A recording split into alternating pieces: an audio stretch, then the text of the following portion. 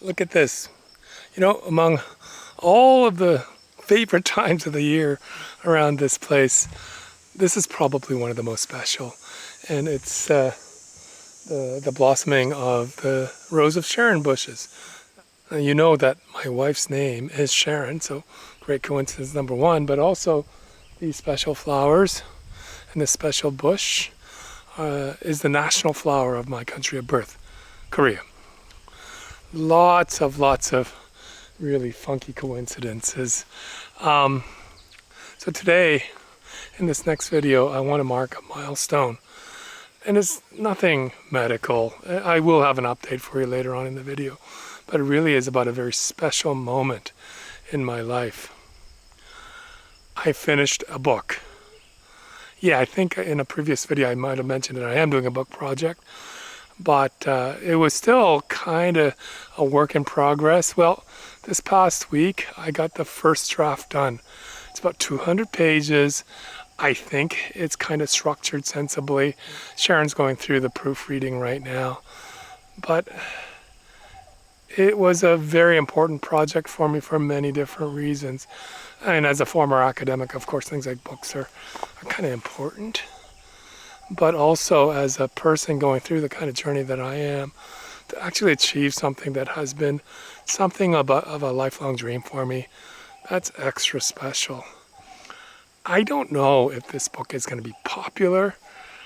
I do want to get it out into the market in some form, or at least get it to some distribution mode. But it's an interesting book, and it's not for everybody. But I do hope there'll be a few people, certainly within my own network, who will appreciate it. And it's all about this place here. The title of the book is called "The House That Hans Built." A story of an off-grid house with a healing soul. Nice title, nice long subtitle. It really is about the relationship that I and Sharon have developed with this wonderful place. And you've seen us living here and having the house really enrich our lives in many different ways. And that definitely has helped me get through all of the challenges of the past few years. So I decided to write a book that really talks about this in a combination of a very personal way, but also in a way that you have a better understanding of what life is like and what kind of thinking and technology goes into a place like this that help people build that relationship. And on top of that, I added my own special touch. I don't know if it was a good idea. I layered on the anecdotes and the backdrop of my own career and my own development as an engineer, as a professor, as a corporate person, and then as a human being dealing with life's issues. All of that is in there. And I tried my best to merge it all together. So, I can't really take you through the book right now because it hasn't been printed. It's strictly on my computer. But I thought I would do one next best thing, and which is read you the preface. And that'll give you a sense of what this book is about. I'm hoping to get it out there within a couple of months. Fingers crossed that I'll figure out how to get it properly bound up and do all of that stuff, do all the legal stuff, and who knows where it's going to go. So with that, I'm going to do a bit of a reading for you, a bit of a preview of my book. So this is the preface to The House That Hans Built. The end of the road. Our house is off-grid, and this book is about how it has taught me and my wife Sharon to become more thoughtful and capable people in a very complex world. Our house is at the end of the road in many ways. It is actually at the dead end of a rural road just north of the Great Lakes port city of Owen Sound in the province of Ontario, Canada. Our house is also an off-grid house, and in some ways offers my family a glimpse of life when modern technology ends and traditional skills and sensibilities begin. Finally, our house has evolved to be a major healing influence as we face the challenges of my stage 4 metastatic colon cancer. Today I feel well, but the future is uncertain to say the least. I've had to wrestle with some pretty heavy issues over the past 2 years since my first diagnosis in 2022. All of this, plus the many nuanced related elements, have created a rich, vibrant, but also complicated relationship with our house. Our house and its associated properties blended into the geological structure called the Niagara Escarpment. The escarpment snakes through the area known as Southern Ontario, which is that small triangular southern portion of the gigantic province of Ontario. The most famous piece of the escarpment is Niagara Falls, which is a minuscule bit of the southern Canadian terminus of the escarpment. The remainder of the escarpment shares the same basic cliff form, but without the enormous water flows or equally enormous throngs of tourists. Over the years, Canada, Ontario, and countless communities have done a remarkable job in preserving the natural essence of this geological gem, and in 1990, UNESCO recognized the Niagara Escarpment Biosphere Reserve as a regional ecosystem worthy of preservation and thoughtful stewardship. Our house sits on a little over 5-acre property bounded on the east side, the sunrise side, by about 200 feet or 60 meters of the escarpment. The remainder of the property consists of hardwood forest dominated by tall maple sugar trees and a small cleared area where the house and our gardens are. Surrounding us are modest-sized farms or family homes and large lots, very typical of rural Ontario. There's a small village about half a mile down the road. This road technically ends at our property, as it is where the cliff of the escarpment starts, but the road at one point in time did continue over the cliff and into the valley of the bottom of the escarpment. The locals still call this drop off where the road is now closed Suicide Hill, recalling past days when unfortunate drivers would miscalculate their car's trajectory, and this explains why the road is now closed. But our house is more than just off-grid. It was designed and built to be sustainable in a very comprehensive and modern sense. And it was built in the 1970s by the late Hans Albarda, 1947 to 2019, an artist, teacher, and Canadian pioneer of energy sustainable home design. Hans was a thoughtful hippie. He had always believed that with some effort, people can tread lightly on the land yet still enjoy a thoroughly modern and convenient life. The structure and form of the house is what we now call a passive home, and offers a remarkably comfortable living space that is warm in the winter, cool in the summer, and has near zero energy dependence on external services. A modest amount of electricity is produced by photovoltaic solar panels with battery backup for nights. Even the water collection is low footprint with rainwater catchment and filtering as opposed to a drilled well drawing on the water table. In spite of these limitations, we have electric refrigeration, familiar plumbing, and running cold and hot water, electric lights, and nice stereos. We have decent speed internet that allows us to watch TV and movies, and for my wife Sharon to work remotely. Our house has a soul. We're its third residence, having purchased the property following a chance encounter with an odd real estate listing in 2011. During our first years with the house, we found it to be temperamental and often cranky, but we also sensed a comforting warmth and intention belying its grouchy outward expressions. Over the years, Sharon and I patiently attended to its needs, and when we could, we would refresh, repair, or replace bits, and each time we did something, we would learn something. More accurately, our house would teach us something, be it a new practical DIY skill or a profound life lesson. Our introductory lessons went on for about 7 years, and at that point we felt secure enough to do some important renovations to increase our healthy living standards. Ironically, it took me about 7 years to finish a PhD in engineering, and to this day I boast that our house has taught me more about engineering than all of my years learning and teaching at universities of pretty substantial repute. Our house will help me heal, or in the least, die with dignity. In 2022, a routine fecal immunochemical test fit flagged traces of blood in my stool sample. This triggered a colonoscopy, which then detected a large suspicious tumor in my colon near the junction between the large and small intestines. A biopsy confirmed it's a malignancy and then triggered bowel surgery, removing my entire ascending colon as well as over 20 lymph nodes. A subsequent pathology analysis shows that the cancer had spread to one of the lymph nodes, which then pegged my illness at stage 3B.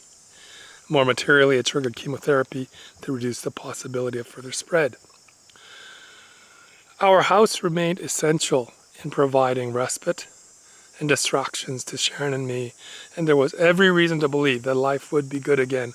But a little under a year later, a follow-up CT scan identified a suspicious lump in each of my lungs. Further tests confirmed that my cancer had metastasized to my lungs, and I was re-diagnosed to a stage 4 metastatic colon cancer. During the spring of 2024, I underwent 2 separate lung surgeries to remove the lumps and sufficient lung material to attempt to prevent further spread. But the nature of late-stage metastatic cancer is quite sobering. I will live in the shadow of progressing to a terminal stage or further debilitating treatment for the rest of my life. There are so many reasons to make me lose perspective and hope, but as of the time of writing this book and this paragraph, I find myself in a very robust, focused, and largely fulfilled state of mind. I am indeed at peace. So that was a preface. And it kind of really, I think, does a credible job in where my perspectives came from. But the one piece that is missing, or one of several pieces from the preface, is, again, how I layered the engineering aspects of my background into this, and how all of that helped me build even a greater perspective and a greater sense of peace. So, when the time comes, of course, I will give you more details on where you can get this. I hope you do get a chance to look through it. In many ways, it's not so much a book on a house. It really is my reflections of my entire life. They are memoirs. Now, I'm not a fancy guy and deserving all sorts of things justifying big memoirs, but I think I have had an interesting life, and it's been a pleasure for me to pull all that together and write a nice story about it, and I hope maybe someday you will flip through a couple of pages. Now, back to what is going on with my life. So, it's been about a little over a year since I started the current palliative chemotherapy treatment. It's been a pretty tough ride. It's a long time, and the toxins do accumulate. And as you can tell from my voice, and if you were to see me walk, just how slowly I walk these days, that's just the reality. And the whole idea is that goes on until your body says enough is enough, I can't take it anymore, stop, at which point you let nature take its course. Or it clearly shows that things are no longer working from a point of stabilizing my situation with the various tumors. So the good news is, following the last highly detailed PET scan, which goes with the CT scans, it showed that my lungs are stable. Those tumors, that really was the initial focus of concern. The chemo is still working, and I can get through, with the exception of the fact that my body is weakening, so we need to balance that out. But the more concerning thing is there's now a new primary cancer in my bowels.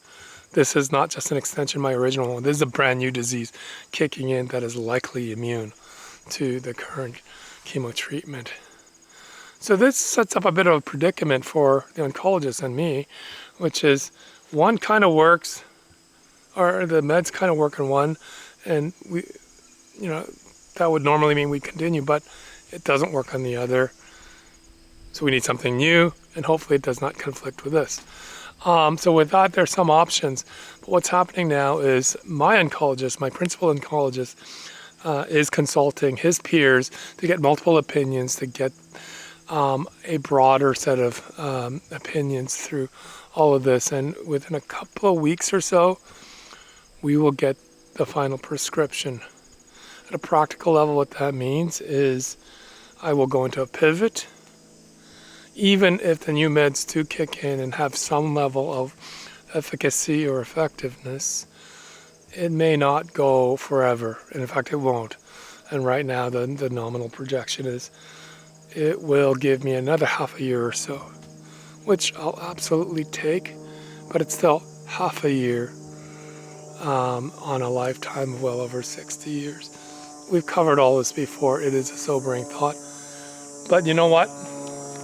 With everything that's happened this year, this is a miracle year for me in many ways. Look at what I've achieved. My progression in art. Maddie has a beautiful wedding planned. All of the charity work that I did that raised tens of thousands of dollars for different causes. And this book, by any measure, for anybody, that's a significant amount of good stuff that's happened, and I'm really thankful for that. And even now, as we go into the next stages where I can't do that anymore, I can no longer do that sprint, we have really cool stuff that we've concocted. So one of the most fun ones are these things called book nooks. You may have seen them in your social media feeds. They're tiny miniaturized environments from around the world and from fantasies. Look, we have the situation, we can't travel anymore. We can have the world come to us. And I can relive some of the precious memories that I've accumulated through these miniaturized worlds. So Sharon and I will build these together. Maybe in a future video you'll see a glimpse of this. Secondly, games. You know, I think, if you watch previous videos or know me, our big game is Scrabble. And next, as we found, is cribbage. Both actually require enough cognitive skill. It's kind of no longer as fun as it used to be. So we went around, searched, really thought about, well, what game is more fun, but also does not require the most sophisticated thinking. And we found an amazing handcrafted backgammon board at an antique store. So we got one of those. And obviously this book in the last stages, that's still in there. And the final thing is, and this is possibly our last big project as a family, we decided to collaborate with a very special organization within the University of Waterloo called the Conrad Grebel University College, and they're very well known for their music program and their programs on peace studies. And I've always considered them a bit of sanity in the crazy world of high technology and entrepreneurship that is the University of Waterloo. That's what they're best known for. But these people have always believed that you can offer students a complimentary bit of respite, as this place is to us, among all of that craziness. It's not something, I certainly knew about it, not something I paid a lot of attention to, and I just thought, you know, the time is right. So our family and I are sponsoring and funding an interesting production of reflections of very talented people that I know on what it means to celebrate life, and specifically to celebrate the notions of friendship, community, and peace. These are all things that I think we should all be obsessed with these days, but we're not. And I thought maybe with a little bit of effort, we can at least get some group of friends together to really think about this in a more thoughtful way. Anyways, that's happening at the end of November, and we are now busy and working with the college and bringing all this together. And when that happens, it will be an amazing retrospective on a bunch of really important topics, but also my life, and with all my friends and family around me. So this is, as I predicted, this year is going to conclude with a bang. I'm really looking forward to what we're going to achieve. And next year, let's see what happens and where life takes us. So with that, thank you again. I hope I didn't bore you too much with my book reading, But it is something that I'm very proud of, and I'll see you again soon.